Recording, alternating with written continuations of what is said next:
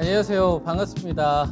이토마토 투자클럽 종속투자 김종수 전문가입니다.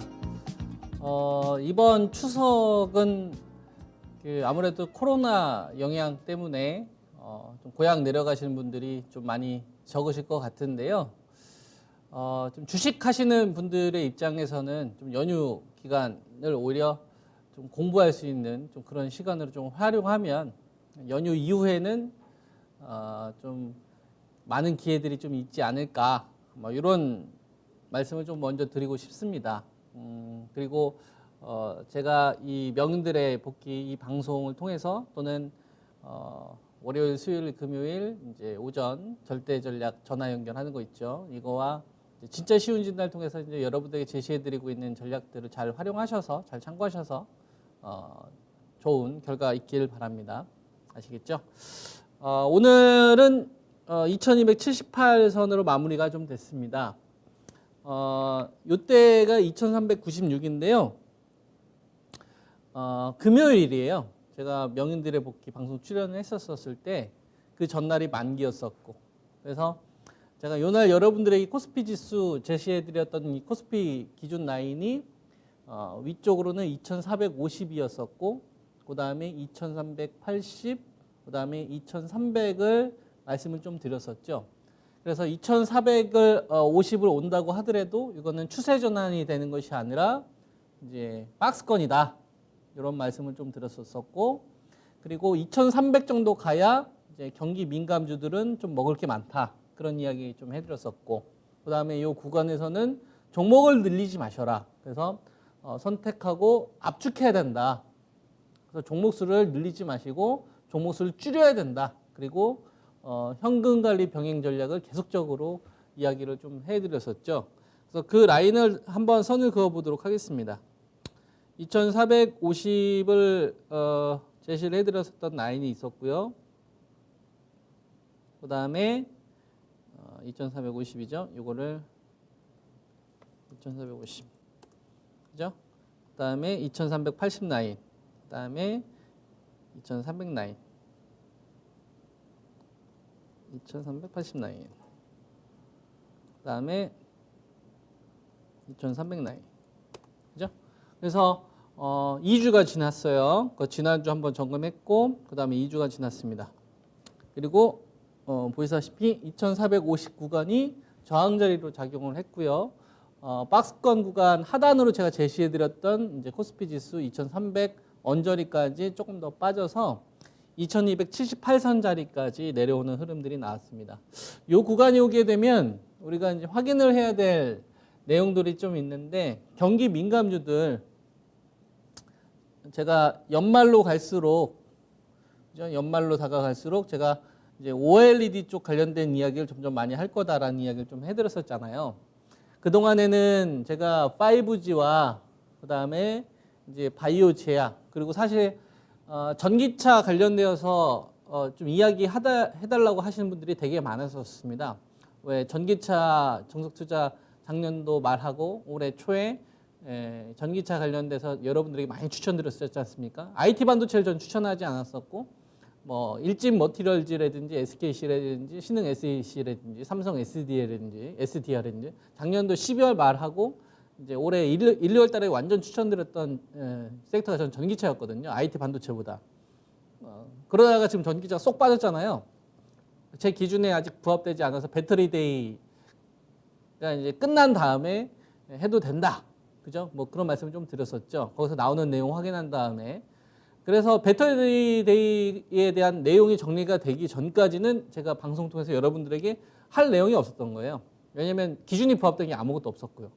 핵심 본질이 보여야 되는데, 투자를 하려면 강하게 그 전략을 추구를 하려면 이 방송을 통해서 여러분들에게 전략을 제시를 하려면 얼마나 많은 사람들이 반대 의견도 이야기할 거고, 그 다음에 뭐 비판하시는 거는 상관없는데 비난하시는 분들도 많을 거고, 그죠?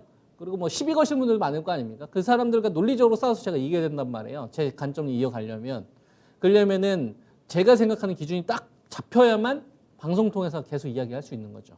최근 들어서 제가 여러분들 삼성전자하고 SK 하이닉스 관련돼서 그동안 계속 매도 의견 들었다가 매수 의견 해서 이제 더 이상 매도 의견 못 드린다 그런 이야기 했던 거 기억나시죠? 그리고 나서부터 잘 안 빠지지 않습니까?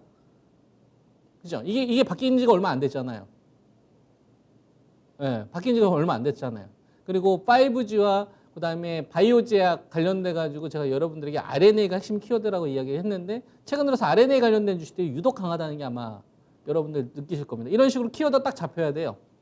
그래야 제가 여러분들에게 당당하게 방송을 이야기할 수 있고, 그리고 반대 의견을 가지고 있는 분들이 뭐 얼마든지 비판할 수 있겠지만 저는 소신껏 제 의견을 전달할 수가 있는 거죠. 그리고 나중에 시간이 지난 다음에 이제 결과로서 이제 확인이 되는 거는 뭐 시청자분들이 확인하는 부분들인 거고. 그래서 전기차와 관련되어서 계속 문의하시는 분들이 많은데요. 전기차는 아직 제 기준에 부합된 게 없습니다.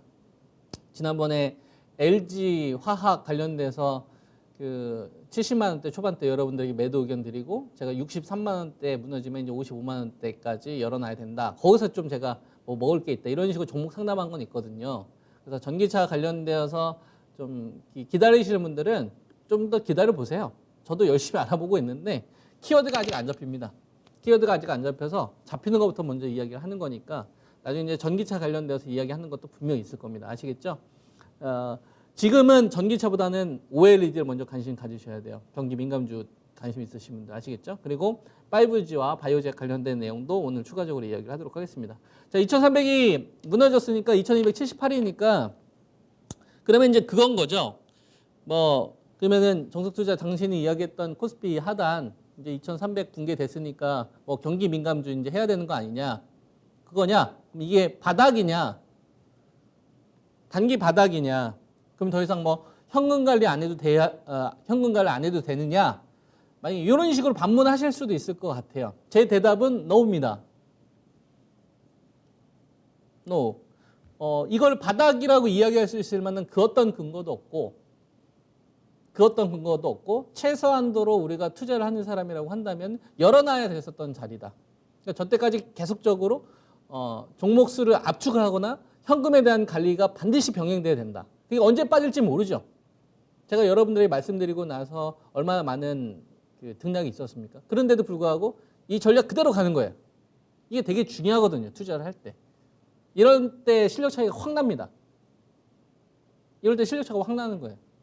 그래서 상승장 때 좀 취했던 사람들과 이렇게 본격적으로 변동성이 확대가 되는 이런 구간에서는 가짜와 진짜가 많이 나눠집니다. 어떤 시장 분위기에 취해서 막 수익냈던 사람들도 막 뭐 이제 무조건 더 갈 거 하다가 이렇게 한번 폭락장 이번 주 확 거치게 되게 되면요. 거기서 민낯이 다 드러나요. 그 사람이 가지고 있는 실력들이. 그러니까 우리가 항상 시장에 대해서 제가 겸손해야 된다고 이야기를 많이 하지 않습니까? 그죠? 시장 진짜 겸손해야 돼요. 현금 관리가 항상 우선돼야 되는 거고, 그 다음에 포트에서 내가 주도주가 있는지, 만약에 내가 생각한 것과 다른 어떤 변수가 등장을 해서 급락하는 흐름들이 나온다고 한다면 순응할 줄도 알아야 됩니다. 그리고 차선책도 찾을 줄 알아야 되는 거고요. 주식 투자할 때는 저는 이런 마인드가 되게 필요하다고 보거든요. 그래서 지금 2300 언저리 돼서 그럼 이걸 기회로 볼 거냐? 저는 기회는 아직은 아니라고 봐요. 왜 아니라고 보냐면 미국 대선 아직 결판 난 거 없습니다. 미국 대선까지는 계속적으로 뭐가 있는 거냐면 불확실성이 있는 거예요. 불확실성이 있어요. 아주 큰. 그리고 마땅히 기대할 만한 큰 호재가 없어요. 바이든 후보가 완승을 할지 아니면 트럼프 대통령이 재선에 성공할지 그 누구도 장담할 수 없고 그거에 따라서 주식들에 대한 베팅 매수가 달라집니다. 그리고 투자 심리 완전히 바뀌었잖아요. 위축받지 않습니까? 무조건 고고고 외쳤던 사람들이 이제 위축받기 시작을 하잖아요. 될 거다라고 생각하는 사람들이 이제 고개를 숙이지 않습니까? 말을 바꾸기 시작하죠. 그죠? 말을 바꾸기 시작하죠. 왜 말을 바꾸기 시작할 것 같아요? 요동치고 있기 때문에 그런 거예요. 요동치고 있고. 이럴 때 여러분들은 어떤 투자를 하시겠습니까? 어떤 투자 방법을 가져가겠습니까? 일단 물리기 손해보고 팔기는 싫으니까 무조건 고하시겠습니까? 아니면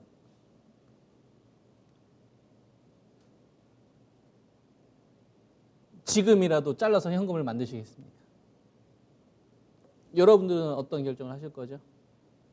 그거에 대한 계획과 전략, 그 다음에 왜 그렇게 해야 되는지에 대한 키워드를 잡으셨나요? 쉽게 대답 못 하시겠죠? 그리고 그거에 대한 결과 장담 못 하겠죠? 저도 마찬가지입니다. 그래서 지수 예측은 지금은 의미가 없다. 우리가 알 수 있는 것만 하는 거예요. 지수 예측은 지금은 알 수 없어요. 이게 저점인지 아닌지 그건 나중 가봐야 되는 건데 지금 제가 보이는 거는 만약에 2300선 자리를 제가 여러분들에게 말씀드릴 수 있는 거는 코스피 지수 기준으로 2450에서 2380, 그 다음에 2300, 요 라인에서 하단 2300, 그죠? 그 다음에 그 중간 라인 2380이죠. 그럼 2380이 있어요. 그럼 이렇게 제가 여러분들한테 말씀드릴 수 있는 건 이런 의견 들을 수 있을 것 같아요. 2300에 빨리 안착해야 된다. 2300에. 그래야 악화된 투자 심리가 더 이상 나빠지지 않는다. 2300에 다음 주 빨리 저는 안착되는 시도가 나와야 된다고 봐요. 그래야 이것처럼 좀 우리가 좀 순하게 갈 수 있다. 시장 전략을. 근데 만약에 2300 안착에 실패하게 된다면 저는 2300선에서 80포인트를 뺀 자리 코스피 지수 2200선까지는 또다시 열어놔야 된다. 이렇게 봅니다. 제가 여러분들에게 제시해드릴 수 있는 전략은요. 그러니까 이거를 저점이라고 단언은 못하고요. 제시해드릴 수 있는 하단이 2300에 빨리 안착돼야 이 급격하게 떨어졌던 이 투자 심리가 회복될 수 있다. 근데 만약에 2300에 회복되는 흐름이 안 나오거나 안착됐다가 바로 뭐 하루 이틀 만에 바로 이렇게 붕괴되는 흐름이 나오면 2280선, 2220선까지는 다시 오픈을 해 놓으셔라. 코스피 지수 2220선은 오픈해 놓으셔라. 요거는 밸류 자리거든요. 요거 계산하는 방법이 있는데 요건 제가 나중에 자세하게 이야기를 할게요. 그냥 여러분들은 숫자만 외워 놓으세요. 아셨죠? 그래서 일단 2300에 안착이 되게 되면 좀 순하게 갈 수 있는 시장인데 만약에 혹시라도 2300에 안착이 실패하게 되면 한 2200선까지는 다시 열어놔라. 그러면 어떻게 해야 되겠습니까? 여러분들 가지고 있는 포트에. 기본적으로 현금은 있으셔야 되는 거예요. 이게 뭐 15%가 될 수도 있고 20%가 될 수도 있고 그건 이제 가지고 계신 뭐 30%가 될 수도 있고 그건 여러분이 가지고 있는 기본적인 어떤 상황에 따라 다르겠지만 포트에 따라 다르겠지만 현금이 있어야 되는 겁니다. 왜냐하면 무조건 올라간다는 게 아니라 하방에 대한 지금 변동폭이 열려 있는 거니까 현금 수준이 당연히 관리가 되어 있어야 되는 거죠. 그리고 나서 어떤 주식 할까 종목을 관심을 갖는 거예요. 내가 가지고 있는 주식 어떻게 대응하지 그걸 고민하시는 거라고. 제가 제시해 드릴 수 있는 가장 저는 현명한 방법이라고 생각을 합니다. 이해되시죠? 그리고 지수 관심 없어요. 저는 2220까지 설사 왔어요. 그래도 올라갈 주식은 미리 올라갑니다. 그리고 2300이 안착되더라도 급락하는 주식도 급락해요. 그러니까 이거 지수는 하나의 가이드인 거예요. 뭔가 여러분들에게 어떤 빛을 전달해주고 뭔가 해법을 전달해서 뭔가 신처럼 엄청난 능력이 그런 거 일체 없습니다. 만약에 그렇게 이야기하는 사람이 있으면 좀 나쁜 마음을 먹은 나쁜 마음을 먹는 전문가일 가능성이 높아요. 그런 건 여러분들이 알아서 가리셔야 됩니다. 아시겠죠? 가이드 정도만 보시라고. 중요한 건 뭡니까? 우리는 투자하는 사람들이니까. 종목이 중요하지 않겠어요? 그죠? 그러면은 보는 거예요. 우리가 11월 초에 미 대선이 있어요. 미 대선이 있는데, 그죠? 코로나 지금 일구 백신이 대선 전에 나옵니까? 아니면 대선 이후에 나옵니까? 대선 이후에 나오죠. 그리고 지금 미국에 있는 민주당하고 그다음에 공화당하고 지금 경기 부양책 관련된 부분에 대해서 사이좋게 손잡고 있습니까? 아니면 서로 이렇게 싸우고 있습니까? 서로 자기 주도권 가져가려고 그러고 있잖아요. 그럼 이런 구간에서 지수에 대한 기대를 하는 게 나을까요? 별로 없어요. 지수에 대한 기대는 안 해야 됩니다. 그러니까 지수는 박스권만 유지해도 감사하다 이렇게 생각해야 돼요. 박스권의 범위만 좁혀져도 감사한 시장이다라고 생각을 해야 돼요. 무슨 말인지 이해되죠? 그러니까 뭐 지수 가지고서 뭐 한 방을 노리려고 한다. 레버리지를 가지고 한 방을 노리려고 한다. 뭐 인버스를 가지고 한 방을 노리려고 한다. 이런 것보다 지금은 똘똘한 주식군에 집중해야 된다라는 게 제가 여러분들을 통해서 이제 제시해드릴 수 있는 가장 전략이다 이거죠. 박스권만 유지만 하더라도 우리가 타켓 삼을 수 있을 만한 주식군들이 되게 많거든요. 이해되시죠? 그러면 이 기간 동안에 여러분들 제일 크게 노출되어 있는 게 뭡니까? 불확실성 아니에요? 그죠? 신용으로 주식을 샀는데 이 사람들은 이제 이자를 내야 됩니다. 만기가 도래하기 시작을 하게 되면 부담을 느끼겠죠? 완전 싸게 샀었으면 상관없는데 여러분들 1,400에서 주식 샀어요? 아니면 1,500에서 사셨어요? 1,600에서 사셨어요? 대부분. 1,600에 주식 사신 분들, 1,700에 주식 사신 분들, 아니면 그때부터 사가지고 지금까지 오신 분들. 주로 2,300 넘어가고 2,400 요 자리에서 막 뉴스 다 떠들면서 주식 일단 사놓고 그 기업 공부하신 분들이 훨씬 더 많지 않습니까? 그죠? 그런 분들이 자기 돈만 가지고 투자한 게 아니라 신용 가지고서 투자하신 분도 되게 많아요. 사상 최고치라고 하지 않습니다. 그죠? 그러면은 이런 불구덩이 있는 곳에 뛰어드는 것보다는 우린 투자하는 사람들이잖아요. 주식 투자를 하는 사람이잖아요. 주식 투자를 하는 사람이면 위험 요소가 있는 거에서 최대한 벗어나는 게 A 종목을 투자해서 돈 버는 것보다 훨씬 더 중요하다는 얘기예요. 리스크를 피할 수 있는 방법을 찾아야 되는 겁니다. 그리고 나서 투자 생각을 하는 겁니다. 전 그렇게 생각해요. 그렇게 리딩하고 있고 그게 투자를 했을 때 살아남는 방법이라고 생각을 합니다. 그래서 저는 지금 구간에서 가장 불확실성이 적은 게 뭐가 있냐를 보면 5G예요. 5G입니다. 지난번에 이제 KMW 71,000원 기준으로 양봉 나오게 되면은 이제 5G 투자해야 된다라고 하면서 5G 랠리 확 나눴죠. 그죠? 이번에도 저는 5G라고 봅니다. 왜냐하면 5G 같은 경우는 뭐 버라이즌도 있고 미국에 그다음에 AT&T도 있고 T-모바일 스프린트 이거 3위 업체죠. 그다음에 이제 DC 네트워크스도 있고. 이거 투자를 어떻게 해야 되죠? 올해 하반기와 내년도 상반기 집중시켜야 됩니다. 그죠? 3위 업체 T-모바일 스프린트 합병 조건이 뭡니까? 미국에 있는 5G 커버리지 조기 확대 아니에요? 4위 업체 사업권 따낸 목적이 뭡니까? 조건이 뭐죠? 조기 투자입니다. 미룰 수가 없어요. 그래서 5G와 관련된 투자가 가장 적극적으로 진행을 해야 되기 때문에 5G가 실적 그다음에 모멘텀을 동시에 가지고 있다. 그러면 이번 구간이 펀더멘탈에 수렴하는 구간으로 지금 점점 기결되고 있으니 그러니까 어떤 분위기 따라서 올라가는 시장은 일단 아니잖아요. 그러면 모멘텀과 실적이 가장 담보된 5G부터 먼저 살려야 된다라는 게 제 관점입니다. 그러니까 올해 4분기와 내년도 1분기까지 가장 불확실성이 적은 게 5G요. 모멘텀이 가장 큰 게 5G인데 얘네들을 버리고 시장이 올라간다. 뭔가 이상하지 않습니까? 실적과 모멘텀을 가장 가지고 있는 코로나로부터 수혜주로 우리가 볼 수 있는 그래서 5G부터 살아나야만 그때부터 저는 본 게임이라고 보는 거예요. 그래서 지금 주식 투자하시는 분들은 현금 좀 관리하시는 분들이 있을 거고 그렇지 않으신 분들이 있을 텐데 5G의 흐름부터 보셔야 됩니다. 5G부터 살아나야 여러분들이 공략할 수 있을 만한 주식군들이 많이 나올 거다. 저는 그렇게 예상을 합니다. 그리고 그거에 맞춰서 전략을 세울 거고. 그래서 KMW부터 좀 보면 자, 지금 5G 관련된 업체들이 시세가 이제 터졌던 게 지난번에는 이제 71,000원이었잖아요. 그죠? 71,000원 추천드렸다가 이거 제압되면 방송 다 녹화되어 있잖아요. 그죠? 그때 아마 요때 제가 여러분들한테 이야기했었던 것 같은데 추천했던 것 같은데 그래서 71,000원 제압되면 5G 투자해야 된다고 하면서 그때 이 랠리가 한번 나왔었죠.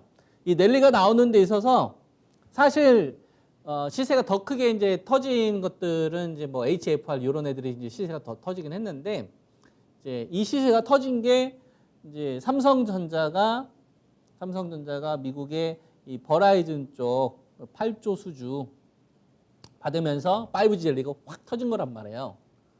자, 미국의 통신사 버라이즌이 있습니다. 1위. 그다음에 2위 누구 있죠? AT&T. 3위 누구 있죠? T-모바일 스프린트. 4위 DC 네트워크. 그죠? 그러면은 버라이즌 나왔네요. 그러면 AT&T 2위, 그다음에 T-모바일 스프린트, DC 네트워크 이거 남았네요. 요게 삼성전자가 아니어도 상관없겠죠. 에릭슨이나 노키아 쪽이 나와도 상관없겠죠. 얘는 다 납품하니까 삼성전자도 납품하고 노키아도 납품하고 에릭슨도 납품하니까 무슨 말인지 이해되죠. 그래서 5G와 관련된 수주 모멘텀이 일단 버라이즌만 공시가 나왔는데 나머지 업체들도 자연스럽게 나올 것이다.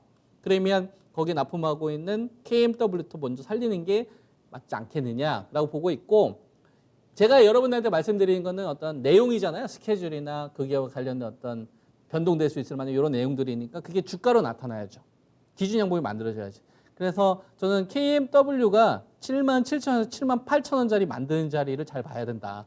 지난번에 이제 71,000원짜리가 이제는 77,000원, 78,000원. 여기 제압됐을 때 5G의 흐름을 다시 한번 보세요. 저는 다시 그때 되면 제대로 된 이제 반등이 나올 수 있다 이렇게 보고 있고, 볼 때는 요번에는 이제 이노아리스하고 그다음에 HFR을 같이 보세요.